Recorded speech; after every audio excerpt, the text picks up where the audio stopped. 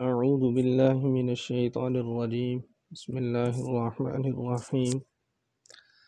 ثم قست قلوبكم من بعد ذلك فهي كالحجارة أو أشد قسوة وإن من الحجارة لما يتفجر منه الأنهار وإن منها لما يشقق فيخرج منه الماء وإن منها لما يهبط من خشية الله وما الله بغافل عما تعملون. صدق اللہ العظیم۔ پھر اس کے بعد تمہارے دل سخت ہو گئے، پس وہ پتھروں کی طرح ہیں، بلکہ ان سے بھی زیادہ سخت ہیں۔ اور بے شک بعض پتھروں میں سے البتہ وہ ہیں کہ جن سے نہریں جاری ہو جاتی ہیں، اور بے شک ان پتھروں میں سے بعض ایسے ہیں جو پھٹ جاتے ہیں، ان سے پانی نکلتا ہے۔ اور بے شک ان پتھروں میں سے بعض ایسے ہیں جو اللہ تعالیٰ کے خوف سے نیچے گر پڑتے ہیں، اور اللہ تعالیٰ ان کاموں سے غافل نہیں ہے جو تم کرتے ہو۔ بنی اسرائیل کی بہت سی برائیوں کا ذکر گزشتہ آیات میں آ چکا ہے، اور بعض کا ذکر آگے بھی آئے گا۔ آیت زیر کے درس میں اللہ تعالیٰ نے ان تمام تر برائیوں کا نتیجہ بیان فرمایا ہے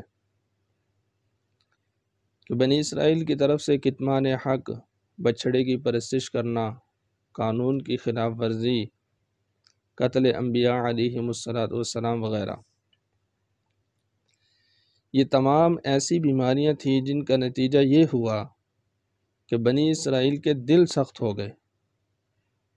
سورۃ مائدہ میں بنی اسرائیل کی قساوت قلبی کو ان الفاظ میں بیان کیا گیا ہے: فَبِمَا نَقْضِهِم مِّيثَاقَهُمْ لَعَنَّاهُمْ وَجَعَلْنَا قُلُوبَهُمْ قَاسِيَةً، یعنی بنی اسرائیل کے عہد و پیمان توڑنے کی وجہ سے ہم نے ان پر لعنت بھیجی اور ان کے دلوں کو سخت کر دیا۔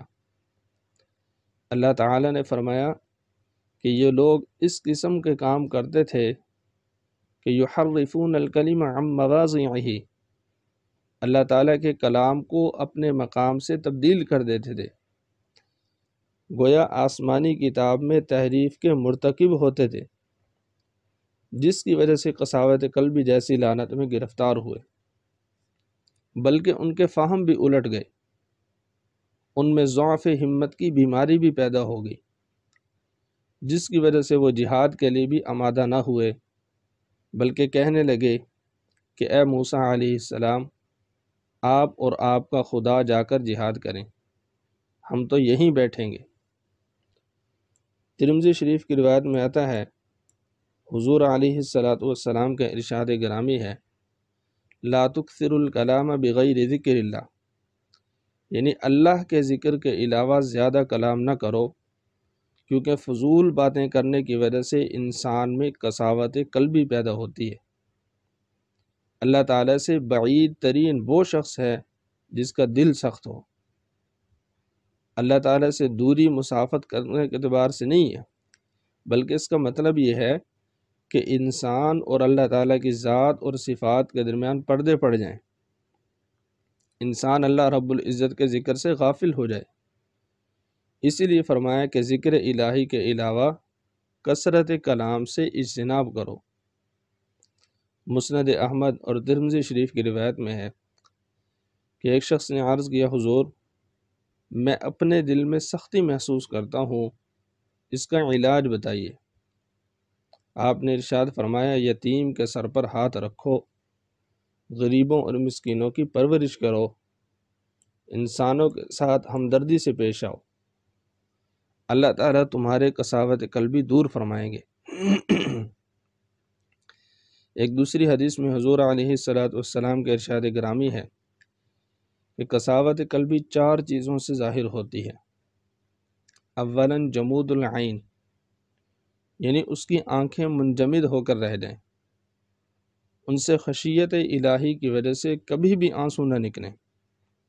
نمبر 2 قساوت القلب، یعنی اس کا دل سخت ہو جائے جو نرم نہ ہو۔ اور نمبر 3 طول العمل، یعنی لمبی امیدیں باندھ لینا۔ اور نمبر 4 حرص علی الدنیا، یعنی اس کے دل میں دنیا کی محبت حد سے زیادہ ہو۔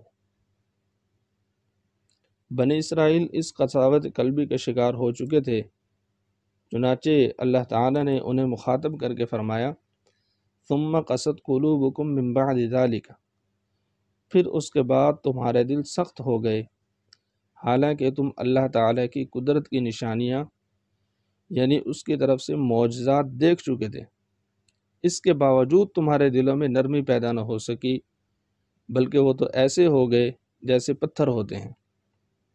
فَهِيَ كَالْحِجَارَةِ أَوْ أَشَدُّ قَسْوَةً، بلکہ پتھروں سے بھی زیادہ سخت ہو گئے۔ لفظ او دو معنوں میں استعمال ہو سکتا ہے۔ اگر اس کا معنی بل یعنی بلکہ کیا جائے تو مطلب ہوگا تمہارے دل پتھروں کی طرح سخت ہو گئے، بلکہ ان سے بھی زیادہ سخت ہو گئے۔ اور یہ او تنویع کے لیے بھی ہو سکتا ہے، یعنی تمہارے دل پتھروں کی طرح سخت ہو گئے۔ اب دیکھیے لوہا جو ہے وہ پتھروں سے بھی زیادہ سخت ہوتا ہے۔ سورۃ بنی اسرائیل میں ہے کونوا حجارۃ او حدیدا، یعنی پتھر یا لوہا ہو جاؤ۔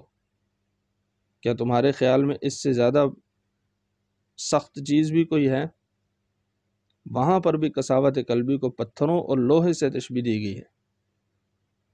مطلب یہ کہ بنی اسرائیل کے دل پتھروں کی طرح سخت ہو چکے تھے، یا پتھروں سے بھی زیادہ قساوت ان میں پیدا ہو چکی تھی۔ بنی اسرائیل کی قساوت کو مزید اس بیان سے بیان فرمایا کہ دیکھو وَإِنَّ مِنَ الْحِجَارَةِ لَمَا يَتَفَجَّرُ مِنْهُ الْأَنْهَارُ، یعنی بعض پتھر ایسے ہیں کہ ان میں سے نہریں پھوٹتی ہیں جن سے مخلوق خدا سیراب ہوتی ہے۔ وَإِنَّ مِنْهَا لَمَا يَشَّقَّقُ، اور بعض پتھر ایسے ہیں جو پھٹ جاتے ہیں، فَيَخْرُجُ مِنْهُ الْمَاءُ، اور ان سے پانی بہہ کر نکلتا ہے جو کہ انسان کی بنیادی ضرورت ہے۔ وَإِنَّ مِنْهَا لَمَا يَحْبِطُ مِنْ خَشْيَةِ اللَّهِ، اور بعض ایسے پتھر بھی ہیں جو خوف خدا سے نیچے گر پڑتے ہیں، مگر یہ بنی اسرائیل ایسی بدبخت قوم ہے کہ ان میں پتھروں والی خصوصیات بھی نہیں پائی جاتی۔ پتھر بلا شبہ سخت ہیں، مگر پھر بھی ان سے مخلوق خدا فائدہ حاصل کرتی ہے، مگر یہ قوم پتھروں سے بھی گئی گزری ہے جن سے کچھ حاصل نہیں۔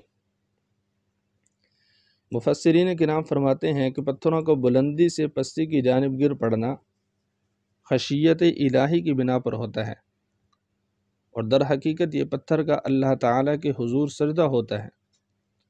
بلا شبہ اللہ تعالیٰ کے سامنے عاجزی اور نیاز مندی کی انتہائی شکل سجدہ ہے، اور یہ بہت بڑی حقیقت ہے۔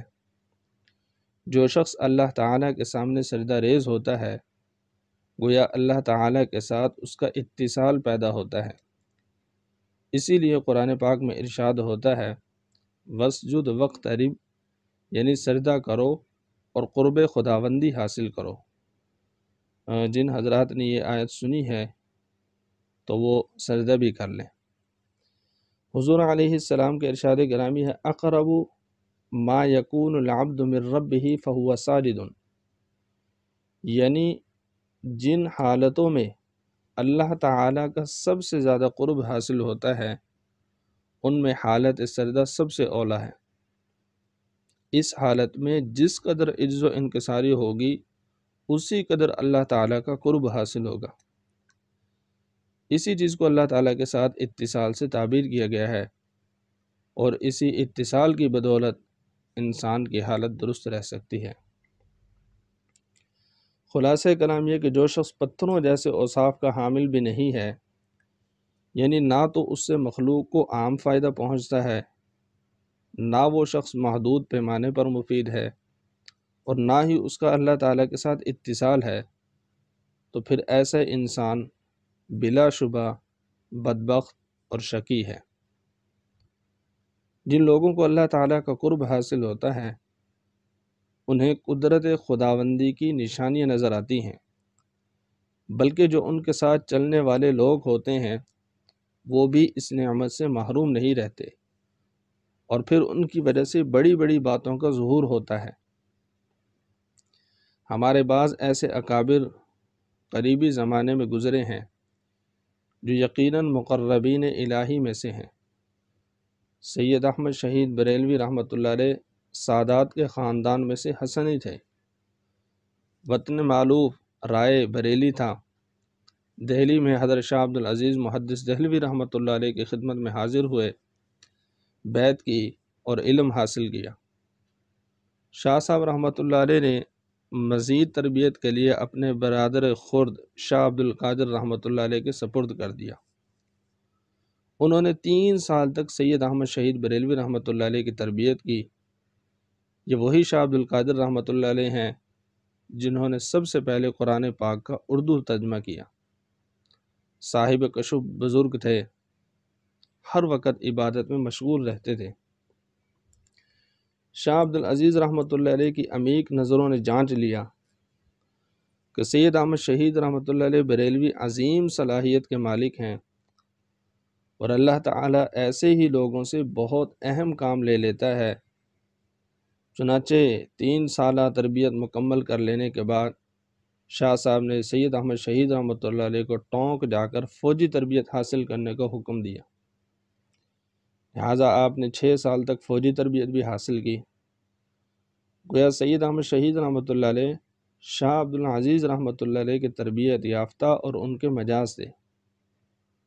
خود شاہ عبد العزیز رحمۃ اللہ علیہ بر صغیر میں اپنے باپ شاہ ولی اللہ محدث دہلوی رحمۃ اللہ علیہ کے بعد بہت بڑے عالم اور فقیہ تھے۔ آپ محدث اور مفسر قرآن تھے۔ آپ کے داماد مولانا عبد الحی رحمۃ اللہ علیہ بھی بڑے پائے کے بزرگ تھے۔ آپ سید رحمۃ اللہ علیہ سے زیادہ عالم تھے۔ شاہ اسماعیل شہید رحمۃ اللہ علیہ شاہ عبد الغنی رحمۃ اللہ علیہ کے بیٹے اور شاہ ولی اللہ محدث دہلوی رحمۃ اللہ علیہ کے پوتے تھے۔ قرآن پاک کے علاوہ 30,000 حدیثیں زبانی یاد تھیں۔ صبح کی نماز پڑھ کر قرآن پاک کی تلاوت شروع کرتے اور سورج نکلنے تک ختم کر لیتے۔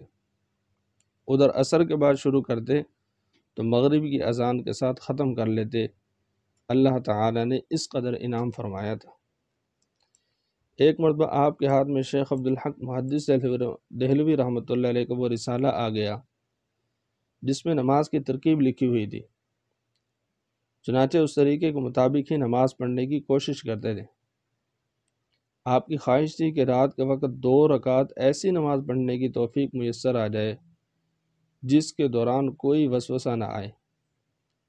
ایسی کوشش میں رات بھر میں 100 رکعت نماز ادا کی، مگر مقصد حاصل نہ ہوا۔ اس بات کا ذکر آپ نے سید احمد شہید بریلوی رحمۃ اللہ علیہ سے کیا کہ شیخ عبدالحق محدث دہلوی رحمۃ اللہ کے رسالہ میں مذکورہ طریقے سے نماز پڑھنے کی کوشش کرتا ہوں مگر کامیابی نہیں ہو رہی۔ سید صاحب رحمۃ اللہ علیہ نے فرمایا کہ محض کتاب میں پڑھ کر مقصد حاصل نہیں ہوگا، آؤ میرے ساتھ 2 رکعت نماز ادا کر لو۔ چنانچہ جب سید صاحب رحمۃ اللہ علیہ کی ابتداء میں نماز پڑھی تو اللہ تعالی نے حضور قلب عطا کیا اور مطلوبہ کیفیت حاصل ہو گئی۔ اس واقعے کا ذکر آپ نے حضرت مولانا عبدالحی رحمۃ اللہ علیہ کے پاس بھی کیا کہ حضور قلب کے لیے انہوں نے کتنی کوشش کی، مگر یہ چیز سید احمد شہید رحمۃ اللہ علیہ کے ساتھ نماز پڑھنے سے حاصل ہوئی۔ یہ سن کر مولانا عبدالحی رحمۃ اللہ علیہ کو بھی اشتیاق پیدا ہوا۔ سید صاحب سے عرض کیا تو انہیں بھی اپنے پیچھے نماز پڑھائی تو اللہ تعالی نے انہیں بھی وہی کیفیت عطا کر دی۔ یہی وجہ ہے کہ یہ دونوں صاحبان یعنی شاہ اسماعیل شہید رحمۃ اللہ علیہ اور مولانا عبدالحی رحمۃ اللہ علیہ ہمیشہ سید احمد بریلوی رحمۃ اللہ علیہ کے ہمراہ رہے۔ شاہ اسماعیل کو تو اللہ تعالی نے شہادت کا مرتبہ عطا کیا، مگر مولانا عبدالحی رحمۃ اللہ علیہ اسی سفر کے دوران سرحد کے علاقے پنجتار میں جا کر بیمار ہوئے اور وہیں پر داعی اجل کو لبیک کہا۔ بالاکوٹ کی تاریخی جنگ میں شاہ اسماعیل شہید رحمۃ اللہ علیہ فوج کے سالار تھے اور مولانا عبدالحی رحمۃ اللہ علیہ سید احمد شہید کے لشکر میں عہدہ قضاء پر فائز تھے۔ اس اسلامی فوج کے امیر سید احمد شہید بریلوی رحمۃ اللہ علیہ تھے۔ سرحد میں ان کی قائم کردہ اسلامی حکومت 3 سال تک چلی۔ اس کے بعد مسلمانوں کی لانائکی کی وجہ سے آگے نہ چل سکی۔ اسی دوران مولانا عبدالحی رحمۃ اللہ علیہ بیمار ہوئے۔ جب ان کی زندگی کی امید باقی نہ رہی تو سید صاحب رحمۃ اللہ علیہ نے پوچھا کوئی خواہش ہو تو بتائیں۔ کہنے لگے خواہش تو شہادت کی موت کی تھی جو پوری نہیں ہو سکی، اب چاہتا ہوں کہ اس آخری وقت میں آپ کا قدم میرے سینے پر ہو۔ سید صاحب رحمۃ اللہ علیہ نے ان کی خواہش کو پورا کیا اور آپ نے اس کے بعد اپنی جان آفریں کے سپرد کر دی۔ مسلمانوں کی ناکامی کی بڑی وجہ ان کی اپنی غداری ہے۔ یہ غداری ابن علقمہ کے دور کے بعد 7ویں صدی میں شروع ہوئی۔ اسی وجہ سے سلطنتیں تباہ ہوئیں اور اس مسلمان روح بزوال ہی رہے، پھر یہ اپنے قدموں پر جم نہ سکے۔ تو بہرحال میں عرض یہ کر رہا تھا کہ جن لوگوں کو اللہ تعالیٰ کا اتصال نصیب ہوتا ہے حقیقی معنوں میں وہی کامیاب ہوتے ہیں، اور جن لوگوں میں پتھروں والی 3 صفات بھی نہیں پائی جاتی وہ بدبخت اور شقی ہوتے ہیں۔ ان کے دل سخت ہو جاتے ہیں، بلکہ پتھروں سے بھی زیادہ سخت۔ بنی اسرائیل کی مثال واضح ہے، یہ پتھروں سے بھی گئے گزرے ہیں، ان کا وجود غیر مفید بلکہ بنی نوع انسان کے لیے مضر ہے۔ گویا یہ سارا اسرائیلیوں کی خرابیوں کا ذکر ہے۔ فرمایا وَمَا اللَّهُ بِغَافِلٍ عَمَّا تَعْمَلُونَ، یاد رکھو اللہ تعالیٰ تمہارے کسی فعل سے غافل نہیں ہے، تمہاری تمام کرتوتیں اس کی نگاہ میں ہیں۔ ایک وقت آنے والا ہے جب اللہ جل شانہ تمہارے اعمال کا انجام تمہارے سامنے رکھ دے گا۔ یہ سارا بنی اسرائیل کو خطاب ہے کہ اب بھی سمجھ جاؤ اور راہ راست پر آ جاؤ تو اچھے انجام کو پہنچ جاؤ گے، ورنہ تم اللہ تعالیٰ کی پکڑ سے بچ نہیں سکتے۔ اللہ رب العزت کی بارگاہ اقدس میں دعا ہے کہ اللہ ہمیں ان آیات کو سمجھنے کی اور ان پر غور و فکر کرنے کی اور ان پر عمل کرنے کی توفیق نصیب فرمائے، اور اللہ ہمارے دلوں کو بھی نرم بنا دے، اور اللہ ہمارے دلوں کو بھی قساوت قلبی سے محفوظ فرمائے۔ وآخر دعوانا ان الحمد للہ رب العالمین۔